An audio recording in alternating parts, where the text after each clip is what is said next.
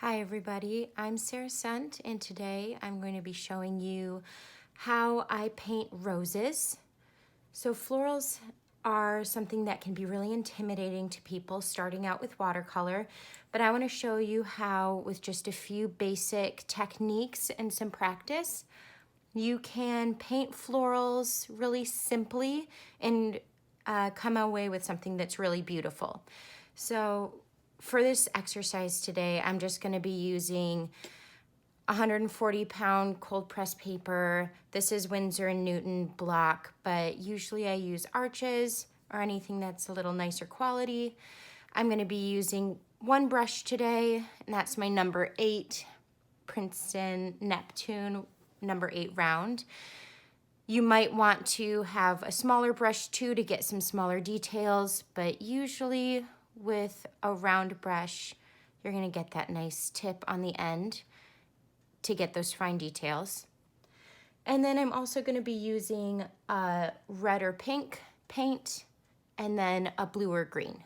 So this exercise doesn't require a lot of different types of paints. Anything that you have in your palette can work fine.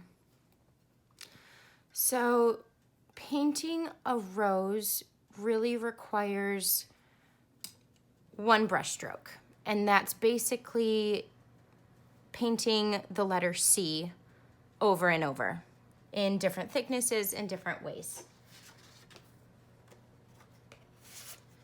So here we have a couple of different roses, and you'll see the petals start really thin and small in the center because in a rose, the petals are really close together in the center. And then as you move out and the petals kind of fold outwards, then you have some thicker petal shapes. So that's what I'm going to be showing you today, as well as just a very simple leaf. So let's get started. I'm starting with my number 8 round, and I'm just going to grab some Quinacridone Magenta right here, just straight from the palette.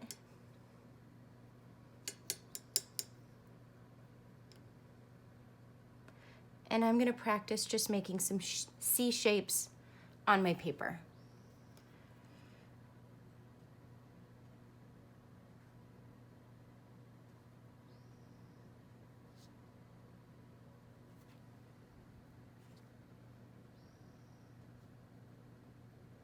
That's the shape that you're going to be using for the inside of the rose. And I'm using the very tip of my brush to get that detail. If you angle your brush, more of the brush is touching the paper and you get some thicker lines. That's the shape I'm going to be using for the outside petals. Sometimes it's helpful just to repeat and practice shapes like that before you actually dive into a piece. It's almost like muscle memory. You feel really confident later because you've practiced those shapes so many times.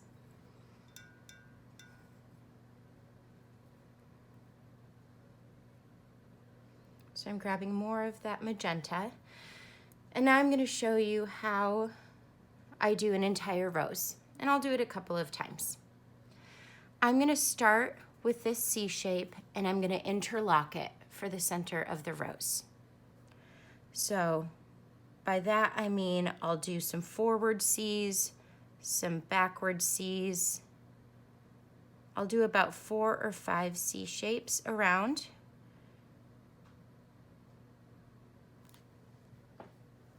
That's the center of my rose.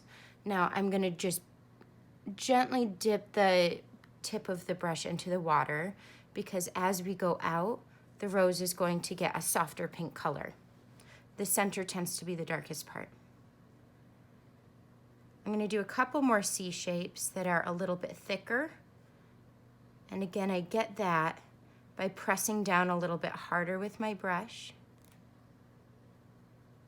so that more of the brush is touching the paper. I dip my brush back into the water to release some of that pigment. And I'm going to do some thicker C shapes.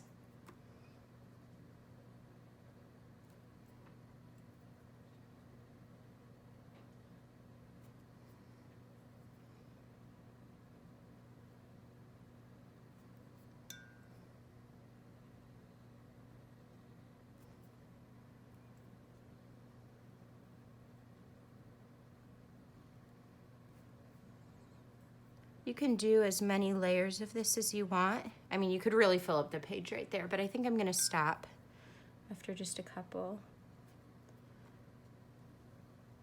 more. There we go. So that's a basic rose. You can see that there's some white space in between the petals, but not a ton. They touch in different places, and they're all kind of interlocking and overlapping. So there's some white space. There's not a ton of white space. See here, there's more white space than there is petal here, and this doesn't look quite like a rose. Here, there's less of that white space. They're touching a little bit and leaving some of that white space in between. And you can see it starts darker and then gets lighter as you go out and as the petals get bigger.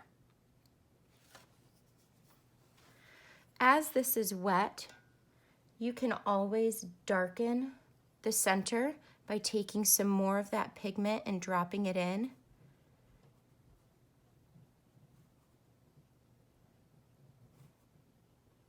And you can see it's spreading because you're dropping wet paint into a wet area. That's called the wet and wet technique.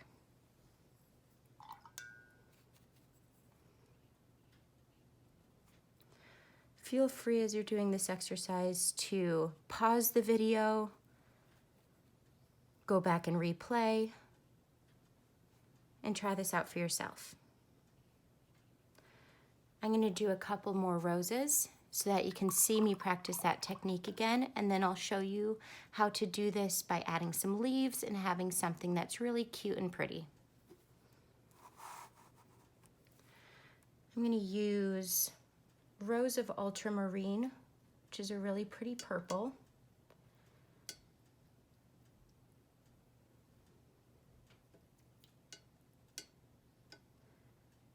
I'm going to start with my C shape in the center that's interlocking. You can do the center of the rose with a smaller brush if you're just not feeling confident about getting those small shapes.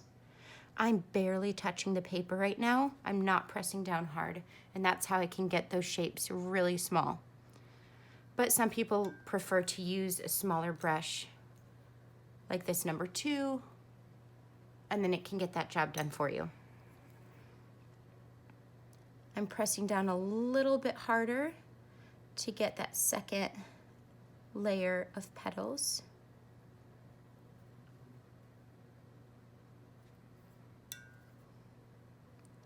Dipping my brush back into the water, pressing down even more.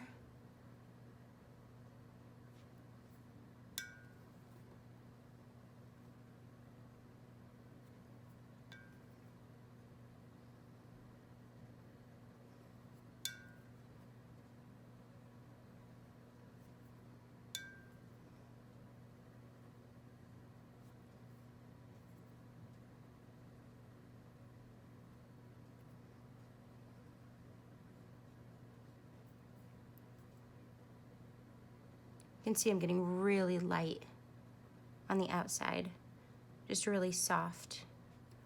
But I think in the center, I really want that darker because I want that contrast. So while it's still wet, I'm dropping in some of that more concentrated pigment.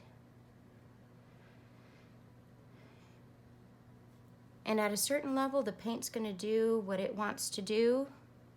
There's only so much control I can have as the paint is this wet. And as it dries, it will spread even more and do some really interesting, lovely things.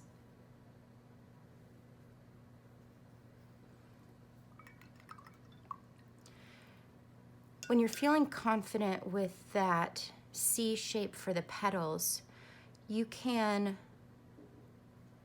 I have my brush, I tapped it on the paper towel, and now it's relatively dry, and I'm using it as a sponge to soak up some of this excess liquid. There we go.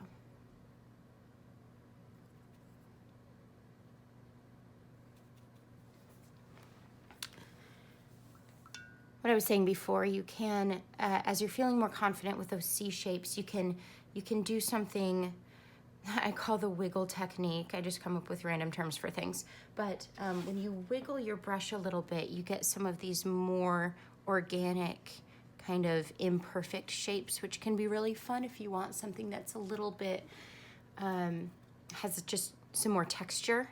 So I'll show you that as well. Let's use Quinacridone Red. I'm starting the process the exact same with my C shapes.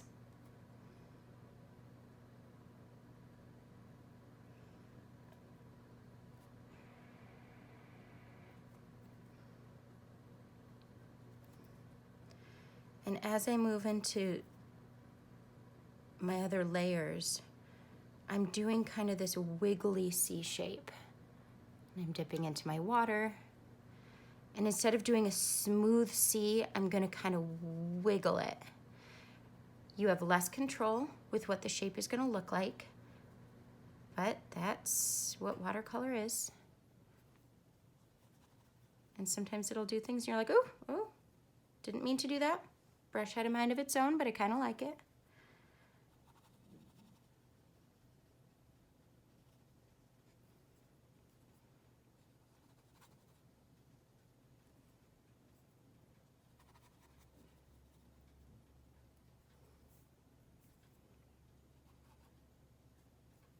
I'm really liking this one.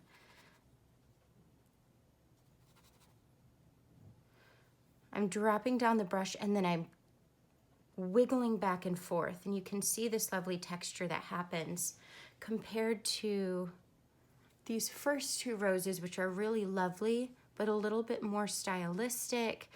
Cartoony is not the right word because that suggests that I don't like what's going on, and I really do, but it's just a very different style. When I'm painting florals to keep for myself, I'll usually use the wiggle technique because I just really like those shapes and the texture that it creates.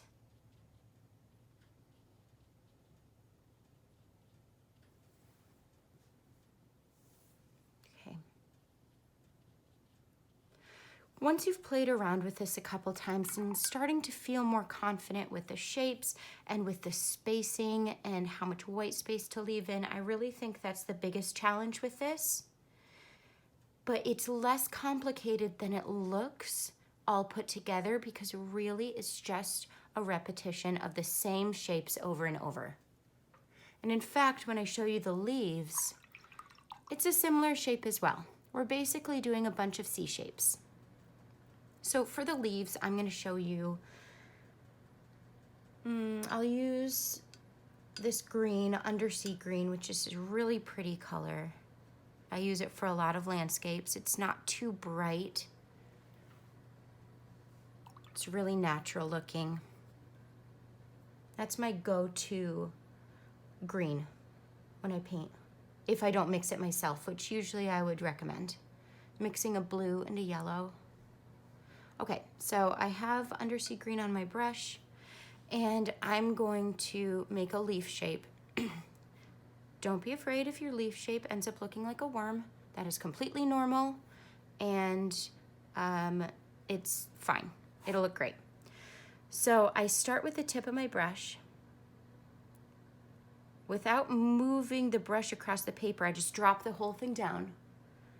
And so at this point, my brush, all the bristles are laying down on the paper. And I slide, and then I bring it back up to the tip. I'll show you that again. I start with a tip.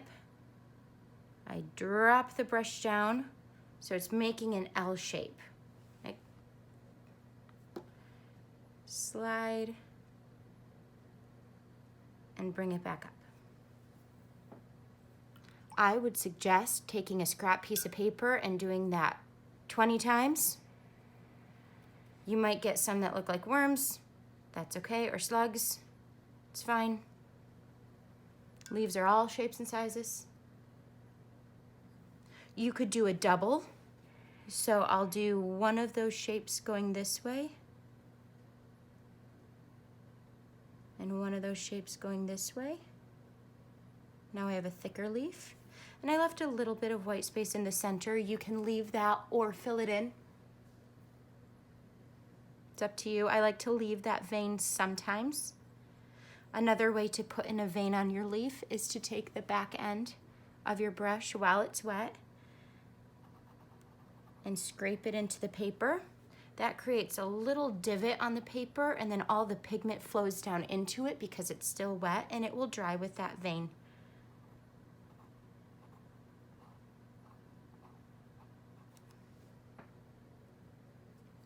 You could do a wiggly leaf. Let's see, I'll do it down here. Especially if you want a leaf to be kind of bent, you can have the same shape, but just kind of wiggle the paper, or wiggle the brush like you did for the rose.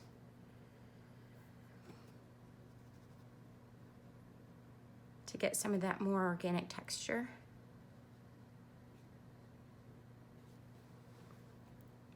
I like to do leaves in one brush stroke, but if your first brush stroke you're not liking how it looks, it's fine to go back over it. So let's say I'm doing this and I don't like it. Oh no, it's terrible. Go back over. Fill it in. It's okay.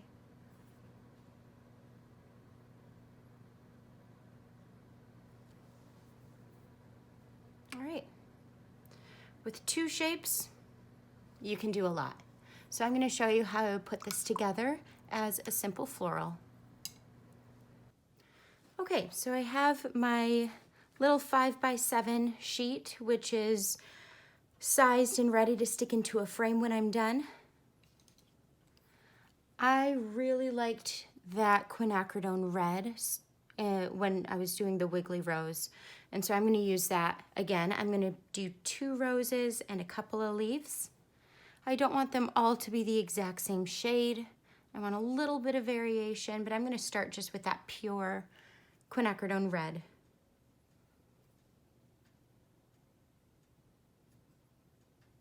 Okay. Starting with my C shapes, interlocking, barely touching the paper. Okay.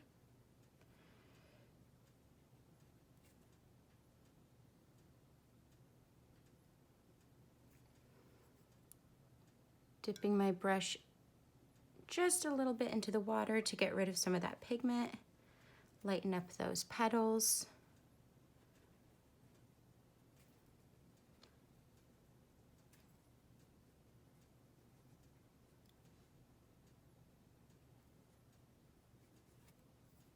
And again.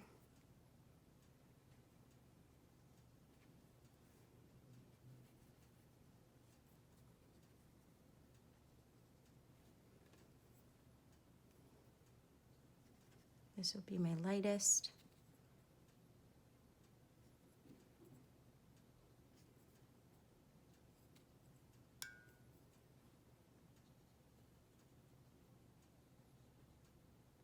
If you find that as you're doing one petal, you're running out of liquid and paint on your brush and it's dragging, sometimes that texture can be cool, but usually that means that you don't have enough water on your brush.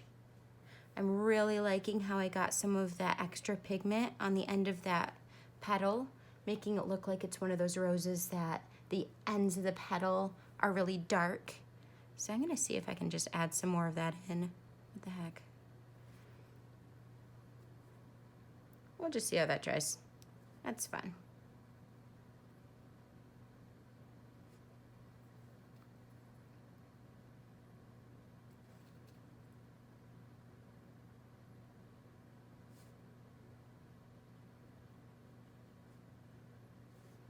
Again, when I'm dropping wet paint into a wet area, that's called a wet and wet technique.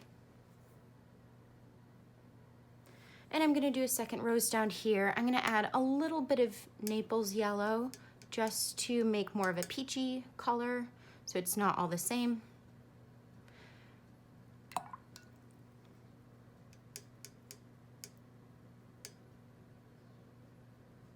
It's really pretty. Okay, same process. I'm gonna be having the edge of this rose, the second rose, touch this one. I don't want a bunch of gaps in between the roses. I want them to overlap a little bit.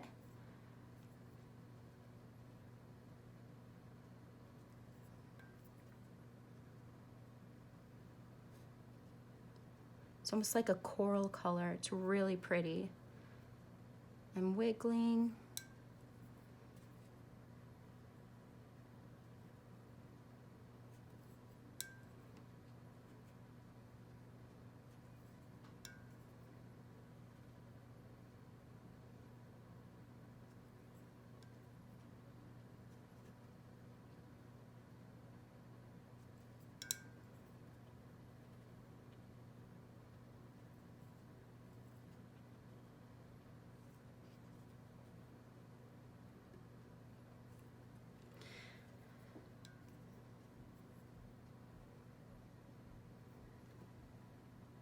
And I'm gonna add some of that Quinacridone Red to the center here just to tie the two together.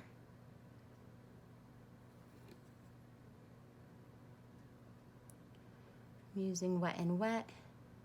If the center has already dried, you can just add some clear water and wait for maybe 30 seconds for it to start to soak in. And then once that water has had a chance to soak in a little bit, you can drop that color in and it will be wet and wet again. I tend to work pretty fast with florals though, so the center almost never has a chance to dry before I drop that color in.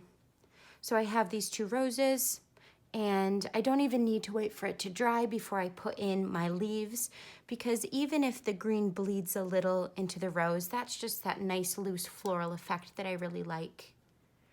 I'm gonna use that Undersea Green, maybe mixed with a little bit of blue.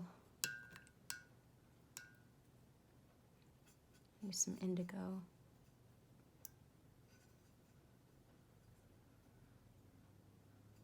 Okay. And I'm going to start in this little gap here. And I'm going to do one of those double roses, or double leaves.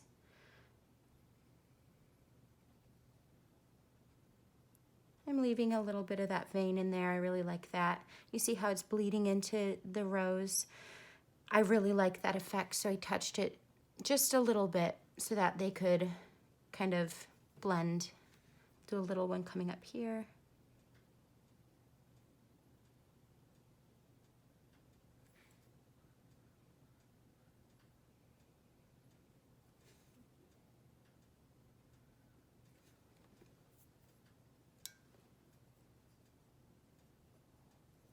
And then I'll do probably 3 down here.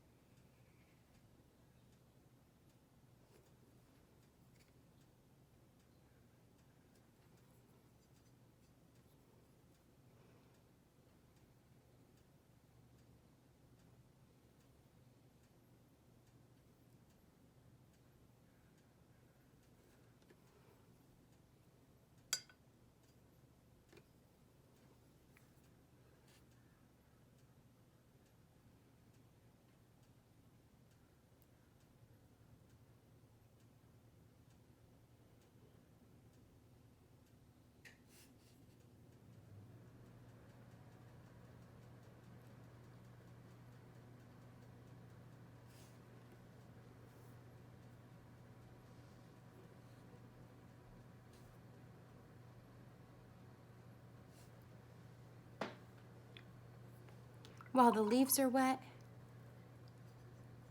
you can always drop in extra color, just so that they're not all the same. You want them to feel balanced, but not matching.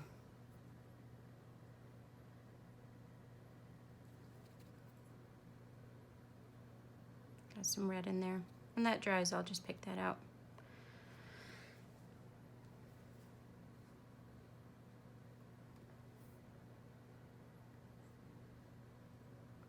Maybe I'll stick some veins in while these are still wet.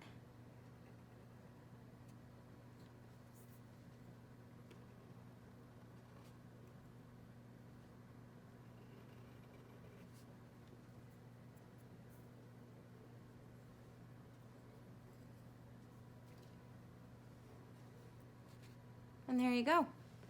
So with two basic techniques, with the rose and the leaves, you can come away with a really cute floral as a final composition. I hope you try this out. If you do, let me know in the comments how it went for you. What colors did you use? What did you like about this exercise? What did you find challenging? What would you like to learn about in a future video? And I'll see you next time. Thanks, everyone.